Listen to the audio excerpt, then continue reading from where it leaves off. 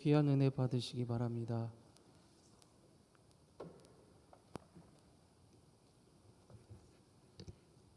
예, 우리 엘피스 앙상블 은혜롭게 연주해 주셔서 고맙습니다. 예, 박수로 격려하겠습니다. 예, 잠시 기도하고 하나님 말씀 듣습니다. 은혜로우신 주님, 이 시간 말씀하여 주옵소서.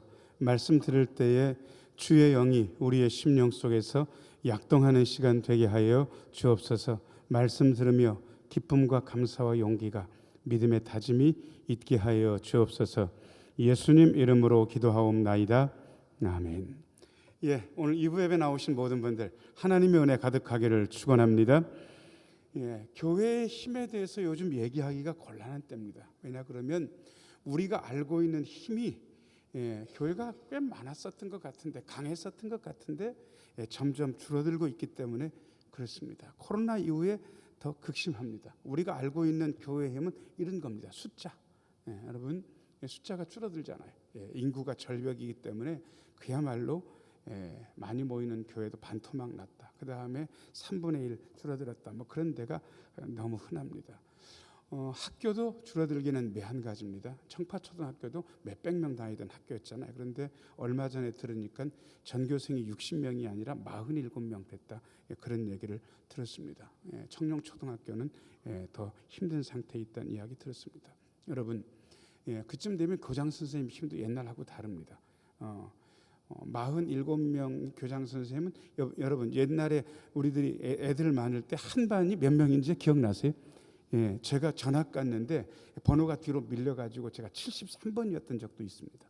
여러분, 그러니 지금 생각하면 옛날에 한 반의 담임 선생님만도 못한 그러한 힘으로 어떻게 보면 인구 때문에 그렇게 줄어들었습니다. 그 다음에 교회가 이런 힘, 우리가 알고 있는 건물 작은 것보다 큰 게 낫잖아요. 그래서 건물이 학고방 같으면 이렇게 와가지고 에이 이렇게 얘기하고요. 우리 교회만 돼도요, 밑에서 이렇게 해서 이렇게 올려보면서 우와 이렇게 얘기해 주는 거예요. 그러면 우리 교회가 힘 있는 것 같잖아요. 그런데 여러분, 우리보다 더 잘 지은 건물들이 유럽에 굉장히 많이 있습니다. 그런데 뭘로 쓰이는지 아세요? 건물 유지 관리가 안 되는 거예요. 교인들은 너무 없어요. 그러니까 교회를 건물이 여러 동 있는 교회가 건물 하나를 세주기 시작했어요. 카페, 그 다음에 무슨 관공서, 그 다음에 무슨 클럽 뭐 이런 것들로 했어요. 그런데 거긴 잘 되는 거, 교회는 안 되는데. 그래가지고 나중엔요, 교회가 어떻게 하냐 그러면 그 건물을 상당한 돈을 주고 팔고 작은 교회, 건물 작은 걸 사가지고 옮기는 거예요. 여러분, 지금 있는 일입니다. 우리는 그런 힘을 가지고 있다가 줄어들게 되면 힘이 없어졌다, 그렇게 여깁니다. 그 다음에 예산도 마찬가지입니다. 우리 교회 예산 몇십억 돼, 몇억 돼 이러면 어떤 교회는 목사님 저희 교회는 1년 예산이 3천이에요. 1년 예산이 5천이에요. 여러분, 1년 예산이 3천이고 5천이면 교역자 생활비를 제대로 줄 수 있습니까? 없습니까? 없는 거예요. 그러니까 보조받아서 그냥 그렇게 지내세요. 그런데 이제 점점 그 예산이 줄어드는 게 우리의 눈으로 보입니다. 여러분, 이런 힘만 가지고 있다고 생각하면 교회의 힘은 보잘것 없어졌습니다. 그런데 여러분, 과연 교회가 가진 힘이 그것뿐인가? 아니요. 그것 말고 영적인 힘, 무형적인 힘이 있습니다. 자, 저를 따라서 하세요. 우리 신흥교회 안에 영적인 힘이 있습니다. 어떤 영적인 힘이 있는가? 아시는 대로 우리는 사랑의 힘을 가지고 있습니다. 우리는 용서의 힘을 가지고 있습니다. 우리는 화해의 힘을 가지고 있습니다. 그런데 이렇게 말씀드리고 보니까 이 힘이 교회 안에서 강력한가? 이렇게 물으면 별로 또 할 말이 없는 거예요. 왜냐 그러면 이 힘도 별로 나타나지 않는다라고 그렇게 우리가 느끼고 있거든요. 어떤 동네에 이씨 아저씨하고 박씨 아저씨가 거의 가까운 이웃에 그렇게 사는데 완전 절친이에요. 그러니까 거기는 어촌인데 보통 어촌에는 뱃일만 하지 않고 농사도 짓고 뱃일도 하는 거예요. 어떤 때는 작업도 같이들 나가요. 자, 그런데 이 이씨 아저씨하고 박씨 아저씨가 어느 날 사소한 일 때문에 다퉜는데 좀 격앙됐어요. 그래가지고 나중에는 열받아가지고 쌍욕도 하면서 그렇게 그날 싸웠는데 하필 그 다음 날 마을 회관에서 마을 일 때문에 같이 마을 사람들이 모여서 회의하는 때가 됐는데 하필이면 이씨 아저씨하고 박씨 아저씨가 입장이 달라요. 그래가지고 이번 일 하자 말자 해서 한쪽은 하자 한쪽은 말자. 그러니까 딱 회의하면서 회의 이야기만 하면 되는데 전날 조금 당했다고 생각된 박씨 아저씨가 일어나서 갑자기 이씨 아저씨를 거명하면서 그런 생각을 가지고 있는 당신이 잘못됐다라고 하면서 세상에 어제 일은 마을회관에서 할 얘기입니까? 안 할 얘기입니까? 어제 싸운 얘기는 안 할 얘기인데 그 얘기까지 해버리면서 인신공격을 한 거예요. 그러니까 난리가 났어요. 마을회관에서 그야말로 멱살잡이 하면서 이놈의 새끼야 그러면서 대판 싸웠거든요. 그 다음부터 둘이 같은 마을에서 별로 멀지도 않은 집에 살면서 둘이 원수가 된 거예요. 그 다음 날부터 동네에서 수군대기 시작했어요. 왜 수군대냐 그러면 동네 마을회관에서 싸워가지고 원수된 이씨 아저씨하고 박씨 아저씨가 같은 교회를 댕기는데 둘 다 집사인 거예요. 저것들은 같은 교회를 댕기면서 집사인데 저짓거리 하고 있다고 그러면서 욕을 하고 댕기는 거예요. 여러분, 교회 안에 용서의 힘이 있는가?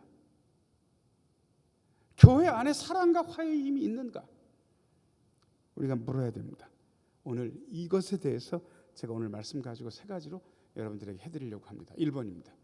1번 같이 한번 읽어야죠. 시작. 용서의 횟수에 대한 질문. 21절 같이 읽겠습니다. 시작. 그때에 베드로가 나와 이르되 주여 형제가 내게 죄를 범하면 몇 번이나 용서하여 주리이까? 7번까지 하오리이까? 여러분, 베드로의 믿음이 어떻습니까? 별 볼 일 없습니까? 이 정도면 괜찮습니까? 이 정도면 괜찮은 정도가 아니라 제가 보면 거의 탑이에요. 여러분들은 여러분들한테 잘못을 한 사람 몇 번까지 용서할 자신이 있습니까? 우리는요 한 번도 용서를 잘 안 해요. 여러분 3번만 용서해도 이렇게 얘기할 수 있습니다. 예수님 가운데 토막 같은 사람이라고. 저는 예수님 가운데 토막이라고 이렇게 얘기를 하는데 동네에서 절간 다니는 분은 누구 가운데 토막이라고 하는지 아세요? 부처님 가운데 토막. 그건 절간 다니까 그렇게 얘기하고 저는 교회를 다니니까 제가 이렇게 표현할 수 있는 거예요. 어마어마한 분인 거예요. 7번까지 용서한다는 거 쉬운 거 아닙니다. 자, 그런데 그 말을 들은 예수님께서 야, 그 정도면 나 대단하다, 훌륭하다 이렇게 칭찬하셔야 되는데 22절 말씀 22절 같이 한번 읽어야죠. 시작. 예수께서 이르시되 내게 이르노니 7번뿐 아니라 7번을 70번까지도 할지니라. 여러분 7번 모자라다는 거예요. 예수님께서 하시는 말씀은 7번을 몇 번? 70번. 그러니까 곱하면 어떻게 됩니까? 7번을 70번이면 몇 번 되는 겁니까? 490번 맞아요? 이게 계산이 안 되면 큰일 나신 거예요. 이제 병원 가셔야 돼요. 이 정도는 우리 계산되잖아요. 490번 용서하라는 이야기는 세 가지고 490번까지 용서하라는 게 아니고 이게 완전수거든요. 그러니까 끝까지 용서하라고 예수님께서. 야, 7번 모자라. 더 해야 돼. 끝까지 용서해야 돼. 그렇게 예수님께서 베드로에게 말씀하신 거예요. 자, 이렇게 말씀하시면서 베드로가 좀 충격받았을 거예요. 야, 끝까지 난 7번도 대단하다고 여겼는데 그러면 10번이고 20번이고 해야 되는 거야? 라고 베드로가 충격받을 그때 예수님께서 거기 모인 사람들한테 여러분들이 알고 있는 용서에 대한 기가 막힌 비유를 이야기를 하시는 거예요. 자, 2번입니다. 같이 한번 읽어야죠. 시작. 받은 용서를 잊어버린 종의 비유. 23절 읽겠습니다. 23절 같이 한번 읽어야죠. 시작. 그러므로 천국은 그 종들과 결산하려 하던 어떤 임금과 같으니. 여러분, 이 받은 용서를 잊어버린 종의 비유에서 우리는 보통 이렇게 기억합니다. 어떤 종이 1만 달란트, 어떤 종은 100다리온 빌렸는데 세상에 그 1만 달란트 빚진 종이 임금한테 탕감받았는데 나가가지고 지한테 100데나리온 받은 그 종의 멱살을 붙잡고 갚어. 못 갚어? 못 갚는다면 못 기다려. 너 감옥에 쳐넣을 거야. 그래서 감옥에 쳐넣은 이야기. 우리가 이 이야기를 우리가 다 알고 있어요. 그런데 왜 이 이야기만 알고 진짜 중요한 23절에 대해서 사람들은 모를까? 건너뛰어서 그래요. 23절 다시 한번 비춰줘 보세요. 이게 천국 비유예요. 천국 비유. 그냥 단순히 용서를 잊어버린 종의 비유가 아니고 이 비유는 천국 비유라고. 23절 맨 위에 그러므로 빼고 두 줄 같이 한번 읽어야죠. 시작. 천국은 그 종들과 결산하려 하던 어떤 임금과 같으니. 여러분, 천국은 그 종들과 뭐 하려 하든 결산. 여러분, 천국은 결산한 곳이에요. 우리의 인생의 삶의 결산의 때가 오는 거예요. 많은 분들이 이 결산을 안 믿어요. 그런 게 어디 있어? 죽으면 끝이지. 여러분, 진짜 죽으면 끝입니까? 죽으면 끝이면 여러분 지금 여기에 나와 있는 건 진짜 쓰잘데기 없는 일을 하신 거예요. 뭐하러 고달프게 일찍 일어나가지고 여기 나와 앉아 계십니까? 그냥 막 살지. 죽는 게 끝이면 막 살면 되는 거예요. 그런데 천국은 결산하려 하던 어떤 임금과 같다. 천국의 결산이 있다는 거예요. 여러분, 우리의 삶에 결산이 있다는 사실을 우리에게 예수님께서 이야기하고 계십니다. 자, 저를 따라서 하세요. 우리에게 결산이 있습니다. 여러분, 우리의 삶의 결산, 그 결산하는 거예요. 자, 그런데 우리가 아는 대로 이 결산할 때 보니까 1만 달란트나 빚진 종을 이 임금이 용서해 줬어요. 그럼 다시 이야기하면 천국은 완벽한 용서가 있는 곳이 천국이라는 사실을 우리에게 일러주고 있습니다. 자, 저를 따라서 하세요. 천국은 완벽한 용서가 있는 곳입니다. 여러분, 완벽한 용서가 있는 곳이 이 땅에 있습니까? 없습니까? 없어요. 없는 거예요. 그래서 이 땅에 어디도 천국이 없어요. 목사님, 교회가 천국 아닙니까? 누가 교회가 천국이라고 이야기했습니까? 자, 저를 따라서 하세요. 교회는 천국의 부족한 모형입니다. 모형은 모형인데 많이 부족한 모형. 많이 부족한 모형. 그래서 어떤 분들이 교회를 다니면서 천국이라고 오해하기 때문에 교회에서 상처받아요. 누가 싸우는 거 보고 상처받는다고 그러더라. 왜 상처받는다? 그러니까 교회에서 싸우니까. 아니야. 교회에서 싸우는 게 당연하지. 교회는 죄인들이 모이는 곳이야. 너 이상하게 생각하지 마. 이단들이요, 뭘 자꾸 부각시키는지 아세요? 야, 니네 교회 싸우지. 너 교회가 엉망이라서 그래. 그런 게 희망이 없어. 여러분, 그렇게 얘기하는 분들이 이단이 많이 넘어갔어요. 여러분, 교회는 죄인들의 공동체인 거예요. 천국을 지향하지만 천국까지 잘 못 다다라. 그러나 계속해서 가고 있는, 여러분, 당연한 거예요. 자, 그러니까 완벽한 용서가 천국에 있다고 그랬는데, 여러분이 아시는 대로 어떤 종이 1만 달란트 빚져가지고 야, 갚아라 그러니까, 여러분, 1만 달란트가 얼마인지 여러분 계산이 잘 안 될 수도 있는데, 자, 천천히 계산해 드릴게요. 1달란트가 6천 데나리온입니다. 6천 데나리온은 뭐냐 그러면 노동자가 6천일 동안 일해서 버는 돈이 1달란트입니다. 여러분, 6천일이면 몇 년 대충 1000일을 3년으로 계산하면 3, 6, 18 대충 한 18년 됩니까? 20년이라고도 쳐도 돼요. 여러분, 1달란트도 어마어마한 돈이에요. 그런데 그게 1달란트입니까? 1만 달란트입니까? 1만 달란트.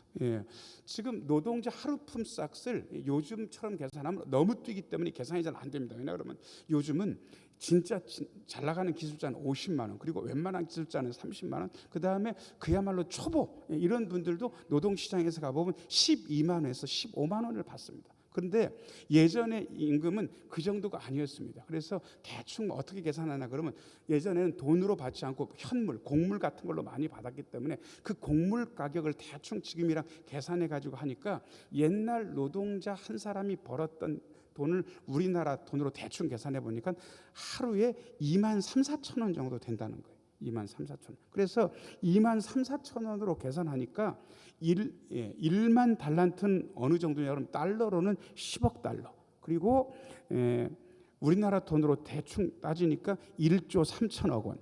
그리고 금으로 따지게 되면 이게 킬로로 안 돼 가지고 금 340톤 정도의 돈이라는 거예요. 여러분, 이걸 빌려 가지고 썼는데 못 갚았다고 하면 이분이 울어가면서 이게 다 갚겠다고 주인한테 얘기를 했는데, 여러분 생각에 1조 3천억 원을 이래 가지고 갚을 수 있습니까? 없습니까? 이건 불가능한 건 거예요. 1조 3천억 원을 어떻게 갚습니까? 도저히 갚을 수 없는 거지. 그러니까 너무 애절하게 갚겠다고 울면서 그렇게 얘기하니까 27절 말씀 한번 읽어보겠습니다. 27절 같이 한번 읽어야죠. 시작. 그 종의 주인이 불쌍히 여겨 놓아 보내며 그 빚을 탕감하여 주었더니, 여러분, 종의 주인 임금이 그 빚 어마어마한 1만 달란트의 빚을 탕감한 이유가 뭡니까? 이유가 뭐예요? 두 번째 줄에 이유가 나와 있는 이유가 뭡니까? 불쌍했다는 거예요. 다른 이유는 아무것도 없어요. 그냥 너무 불쌍해서 용서해 준 거예요. 탕감해 준 거예요. 너무 불쌍해서.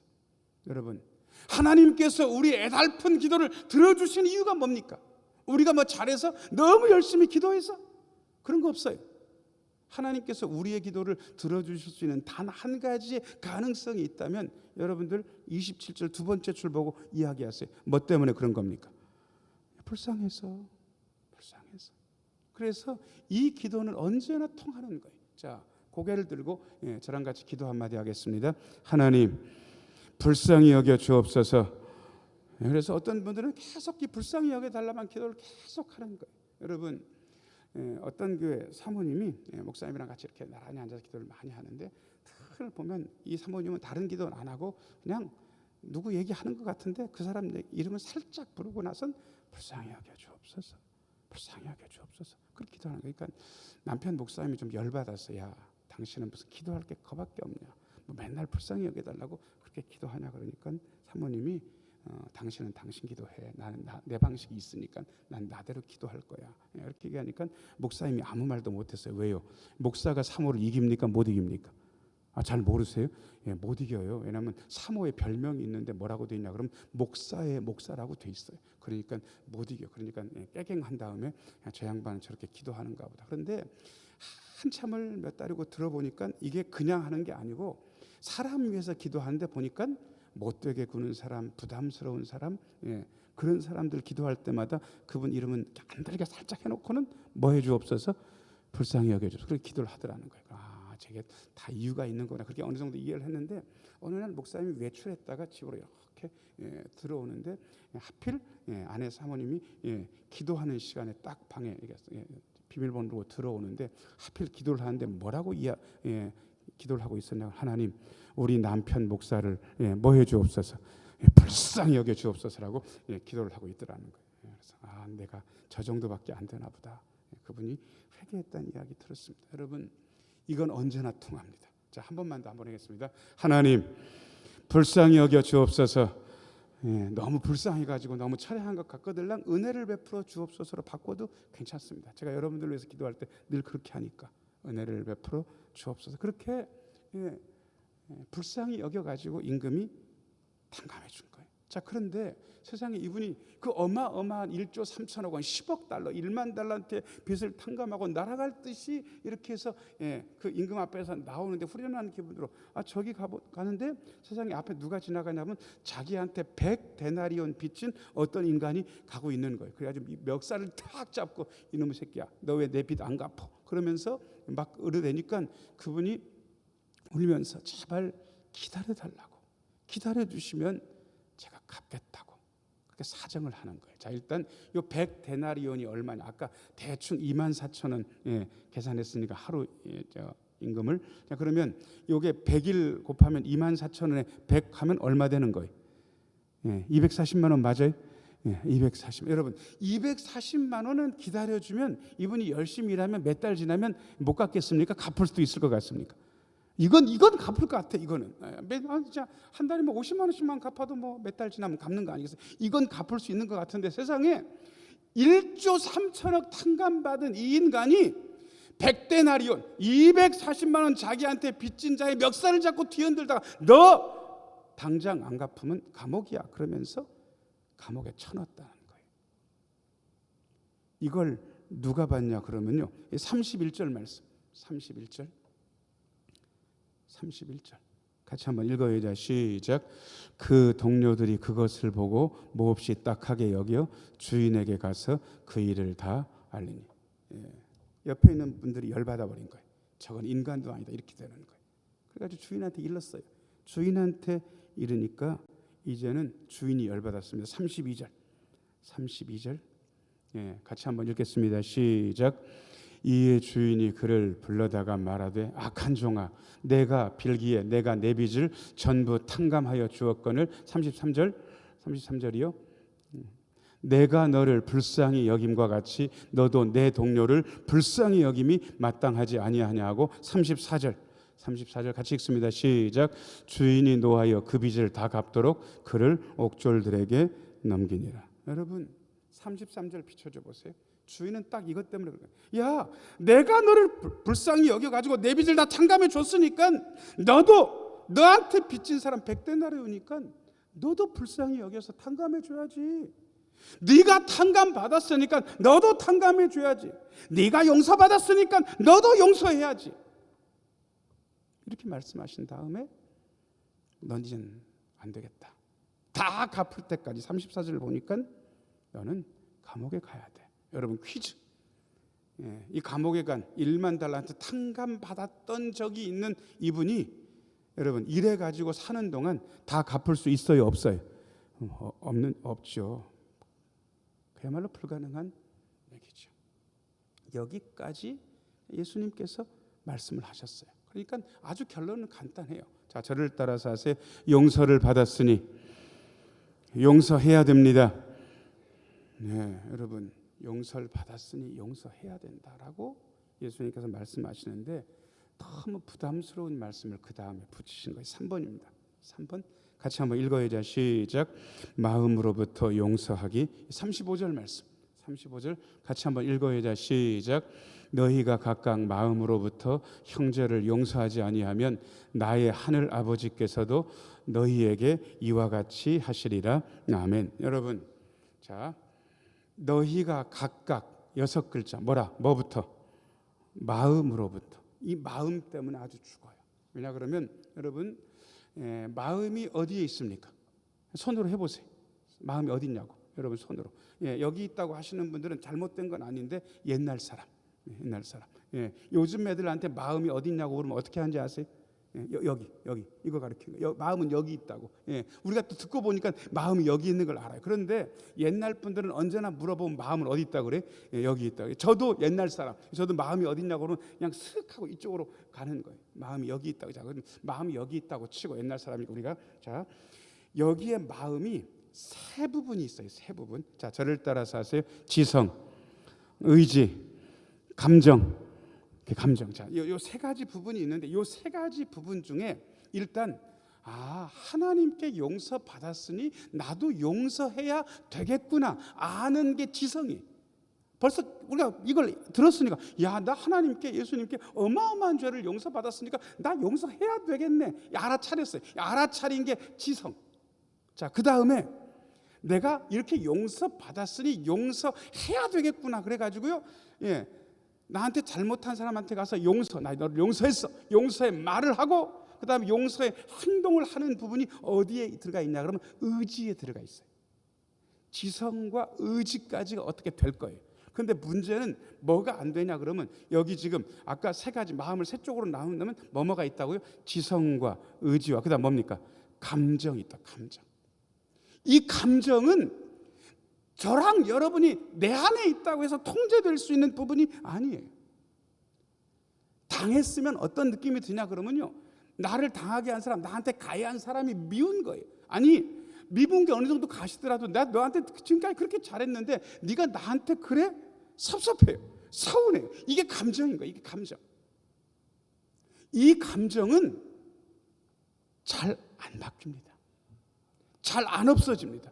그래서 이 마음 때문에 사람들이 너무 괴로워하는 거예요. 남편한테 그렇게 당하고 그 사람한테 그렇게 당하고 공개적으로 망신당하고 그랬는데 그 감정이 사라진다? 잘 안 사라지는 거예요. 그래서 마음으로부터 용서하라는 예수님의 말씀이 너무 지금 안 와닿는 거예요. 왜? 안 되니까 마음이. 뭐가 안 되냐 그러면 감정이 컨트롤이 안 되는 거예요. 이 감정이. 이럴 때 목사는 어떻게 해야 되냐 그러면요. 이 감정까지 다 하라고 얘기해서는 안 됩니다. 이건 불가능한 얘기입니다. 자, 저를 따라서 하세요. 서운한 감정, 미운 감정, 섭섭한 감정은 그냥 내버려 둡시다. 그냥 고스란히 내버려 두세요. 그러면 나는 뭐 하냐 그러면 일단 지성으로 내가 용서받았으니 용서해야 된다는 걸 알았어요. 그 다음에 내가 할 수 있는 건 감정은 그대로 이렇게 놔두고 나는 뭘 할 수 있냐 그러면 감정은 살아있지만 이 감정과 관계없이 나는 용서한다고 말할 수 있습니까? 있습니까? 있어요. 이렇게 이야기하면 어떤 목사는 위선 떠는 게 아닙니까? 아니 위선 떠는 게 아니 지금 순종하고 있는 거지. 누가 그걸 위선 떤다고 그래? 말씀대로 안 하고 있는데 지금 말씀대로 순종하고 있는 거예요. 용서한다고. 자, 그 다음에 또 하나 그렇게 용서한다고 하고 용서의 행동을 하는 거예요. 자, 그런데 여러분 35절 제가 한번 읽어볼 테니까 제가 지금 틀렸는지 맞았는지 여러분들이 한번 보세요. 너희가 각각 형제한테 사과를 받았으면 마음으로부터 형제를 용서해야 되고 용서하지 않으면 나의 하늘 아버지께도 너희에게 이와 같이 하시리라. 여러분 제가 성경을 읽었는데 제대로 읽었습니까? 이상하게 읽었습니까? 이상하게 읽었죠. 여러분, 거기 뭘 받는다? 사과 받는다. 여러분, 사과 꼭 받아야 용서하는 겁니까? 사과의 여부와 관계 없습니까? 아니, 성경에 사과 꼭 받아야 용서라고 돼 있냐고? 아니면 그 말이 없냐고? 없어요. 근데 우리는 어떻게 이야기하냐면, 너 진심으로 나한테 사과해야 내가 용서한다 이거예요. 진심으로 사과해야지. 그래야 나는 용서할까? 여러분, 사과 받아야 용서하라고 그렇게 말씀하셨습니까? 사과에 대한 말씀이 없습니까? 없어요. 성경에는 없는 거예요. 그리고요, 진심으로 사과한다는 게 여러분 이게 쉽지 않습니다. 왜 쉽지 않은지 아세요? 제가 변호사 친한 분 한 분 알고 있는데 그분이 민사상 문제가 생겨가지고 화해를 여러 번 붙였어. 그런데 그분이 손해 보던 분이 돈 좋다 말이야. 돈 그 정도면 괜찮아. 근데 진심으로 사과해야 내가 도장 찍어주고 용서하겠다는 거예요. 그러니까 돈도 얼마큼 왔는데 진심으로 사과해가지고 그 앞에 가서 나 정말 용서해줘라. 나 정말 잘못했다. 옆에서 보기엔 진심으로 사과한 것 같았는데 그 받는 사람이 진심이 안 보인다고 그 사과를 안 받더라는 거예요. 옆에서 보니까 분명히 진심으로 사과한 것처럼 보이는데 그 사과를 받아줘야 되는 분이 뭐라고 얘기하냐면 저건 진심이 없다라고 했다는 거예요. 그 변호사님이 저한테 몇 번이고 얘기했어요. 여러 번 봤다는 거예요. 진심으로 사과했다고 옆에서는 느끼는데 본인은 그게 만족이 안 된다는 거예요. 그래가지고 저건 진심 어린 사과가 아니다라고 얘기하는 걸 여러 번 봤대요. 여러분, 진심 어린 사과는 힘든 얘기입니다. 그리고 성경 어느 구절에도 너희가 진심 어린 사과를 받고 나서 형제를 용서하라고 그렇게 성경 말씀이 되어 있지 않습니다. 그냥 용서하라고 되어 있지. 용서의 이유는 한 가지입니다. 사과는 용서의 전제가 절대로 아닙니다. 자, 저를 따라서 하세요. 하나님께 용서받았으니 나는 용서할 뿐입니다. 예, 용서의 전제는 이거밖에 없어요. 사과는 거기에 있지도 않아요. 근데 우리는 자꾸 그렇게 가는 거예요. 쉽지 않은 이야기. 사랑하는 여러분, 1만 달란트 탕감 받은 자가 우리입니다. 그런데 우리는 우리에게 100데나리온 빚진 자도 용서하지 않는다 그러면 도대체 왜 그럴까? 가능성은 두 가지입니다. 하나는 제 양반이 1만 달란트 탕감해 주긴 했는데 제 양반 지금 그때는 감정 때문에 해준 거고 시간이 지나면 달라 그럴 거야. 안 믿는 거예요. 그 다음에 또 하나는 그때 당시엔 믿었는데 받은 용서를 잊어버린 거예요. 개구리 올챙이적 시절 생각 못한다고 용서를 까맣게 잊고 남을 용서 안 하는 거예요. 여러분, 이 상태로 계속 간다면 교회는 어마어마한 영적 자산을 놓치는 게 됩니다. 다시 한번 우리는 우리에게 있는 영적인 힘을 되살려야 할 때입니다. 그래서 제가 여러분들에게 주기도문의 한 부분을 같이 좀 읽자고 제안드립니다. 유 집사님, 주기도문 한번 띄워줄 수 있어요? 주기도문. 주기도문. 아까 있습니까? 아니 없으면 찬송가 읽어도 됩니다. 찬송가 펼쳐보세요. 여러분 성경 찬송 펼쳐보세요. 여러분 성경 찬송.